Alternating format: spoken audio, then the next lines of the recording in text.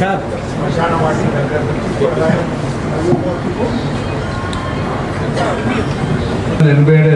ఎస్ఆర్గారి అధ్యక్షుడిగా political plan చేస్తున్నాను.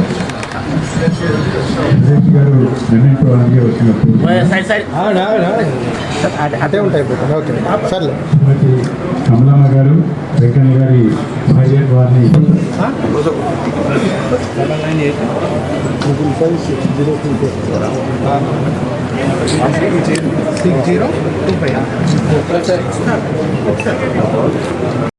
సామాజిక కార్యక్రమాలకు వచ్చి ఉన్నామా. అటువంటి లయన్స్ క్లబ్ ఆధ్వర్యంలో కీర్తిశేషులు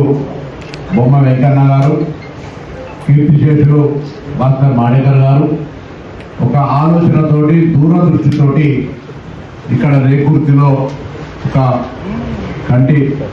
నేత్ర వైద్యాలయాన్ని ఏర్పాటు చేసి అంచెలంచెలుగా ఈరోజు కొన్ని లక్షల మందికి పేదలకు ఉపయోగపడే విధంగా ఈ ఆసుపత్రి దినదినం అభివృద్ధి చెంది సామాన్యులందరికీ కూడా ప్రపంచాన్ని చూసే కళ్ళను సరైన విధంగా ఉంచేటువంటి ఒక కార్యక్రమం చేపడుతున్న సందర్భంగా ఆనాడు సంస్థలు ప్రారంభించినటువంటి వాళ్లకు పెద్దలు కీర్తిశేషులందరికీ నివాళులు. ఈరోజు మేనేజింగ్ ట్రస్ట్లో కూడా ఉండి లయన్స్ క్లబ్ ఇప్పటికీ కూడా ఆనాటి నుంచి 1988 నుంచి ఇప్పటిదాకా భాగస్వాములై ఇందులో నిరంతరంగా ఇన్వాల్వ్ అయిన మీ అందరికీ కూడా హృదయపూర్వకంగా అభినందనలు, ధన్యవాదాలు తెలియజేస్తాను.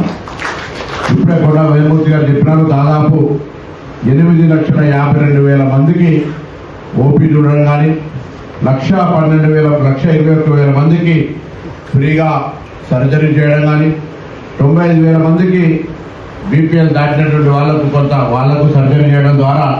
మొత్తంగా 2,17,000 పైన సర్జరీలు చేసి మరి దాదాపు 9,000 విలేజ్ల పైన మెడికల్ క్యాంపులు నిర్వహించినటువంటి ఈ లయన్స్ క్లబ్ సందర్భంగా హృదయపూర్వకంగా అభినందిస్తా ఉన్నాను. తప్పకుండా లయన్స్ క్లబ్ సంబంధించి సర్వీసెస్ కానీ ఏ విధంగా అటు ఎడ్యుకేషన్ కావచ్చు, మెడికల్ అండ్ హెల్త్ కావచ్చు, లేదా సోషల్ యాక్టివిటీస్ లోపల ఏ విధంగా ఇన్వాల్వ్ అవుతారో నాకు ఐడియా. నేను పార్లమెంట్ సభ్యుడిగా ఉన్నప్పుడు మీరు అంకాపూడిలో ఒక కార్యక్రమం తీసుకున్నప్పుడు ఏ విధంగా నేను భాగస్వామ్యమై అందరూ అనుకుంటారు శ్మశాన వాటిక గురించి ఏం ప్రాధాన్యత అని. కానీ ఆనాడు పార్లమెంట్ సభ్యుడిగా దాదాపు 2010 సంవత్సరంలో ఈరోజు అందరికీ కూడా ఉపయోగపడే విధంగా మరి ఆనాడు 4.5 ఎకరాలని స్థలం అన్యాక్రాంతమైన స్థలాన్ని జబర్దస్తిగా అధికారులతో చెప్పి ఇప్పించినటువంటి పరిస్థితి. అదేవిధంగా రాజేందర్ కార్పొరేటర్ గారు, వాసరయ్య గారు కొంతమంది మిత్రులు వస్తే ఇక్కడ కూడా రామ్నగర్లో అక్కడ కూడా దాదాపు 4,5 ఎకరాలతోటి అక్కడ లయన్స్ క్లబ్ లేకపోతే లయన్స్ క్లబ్ కొత్తగా ప్రారంభించి ఒక యూనిట్ కావాలి, లయన్స్ క్లబ్ అయితేనే ఉంటుంది దాని ఆపరేషనల్ అని లయన్స్ క్లబ్ పేరు మీద స్థలాన్ని ఇప్పించి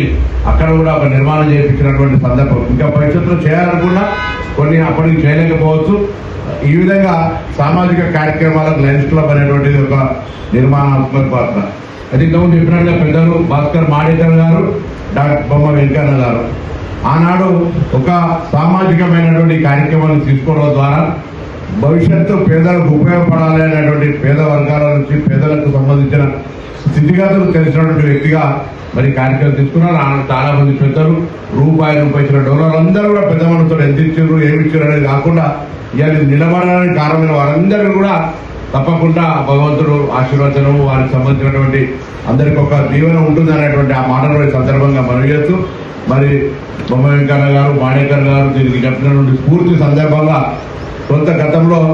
రాత్రిగా బాతగా అన్నట్టుగా మర్చిపోతే పరిస్థితుల్లో ఉండే సందర్భంలో కూడా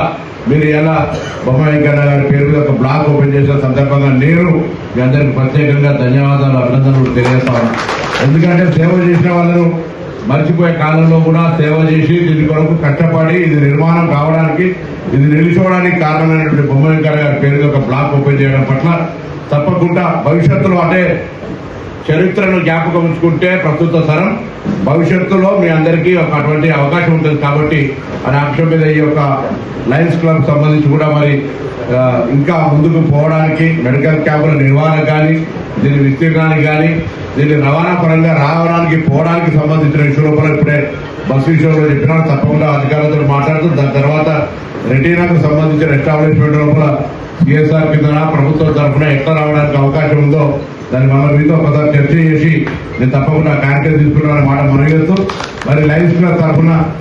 కరీంనగర్ పట్టణము జిల్లా పెరుగుతున్నటువంటి సందర్భంలో ఇంకా కొన్ని కార్యక్రమాలు సామాజిక కార్యక్రమాలను ఎక్స్పాండ్ చేసి అటు విద్యార్థులకు కావచ్చు ఇటు వృద్ధులకు సంబంధించి కావచ్చు లేకపోతే ఇతరత్ర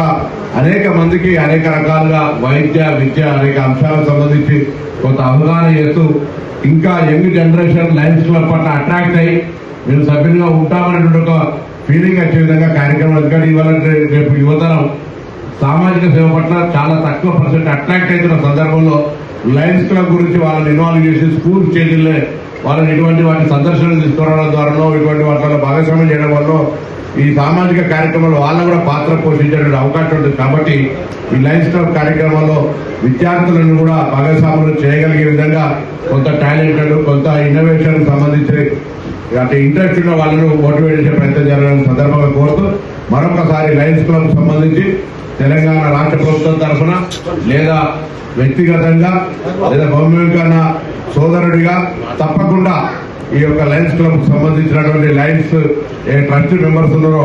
వాళ్ళు ఏం కోరినా ఎప్పుడు వాళ్ళ తోటి ఈ లయన్స్ క్లబ్ యొక్క సేవల ద్వారా ఐ హాస్పిటల్ సేవలను పేద ప్రజలకు అందించే లోపల నేను మీతో కలిసి ఉంటాననే మాట మనవి చేస్తూ మీ అందరూ మరొకసారి నా హృదయపూర్వకంగా ధన్యవాదాలు కమలమ్మ గారు వారు కూడా ఎప్పుడు ఇంటికి వెళ్ళినా ఆ విధంగా మరి బొమ్మయంకరం చేదోడు వాదోడుగా ఉండి ఈ లయన్స్ క్లబ్ కు సంబంధించి ఎందుకు జనరల్ గా ఎటువంటి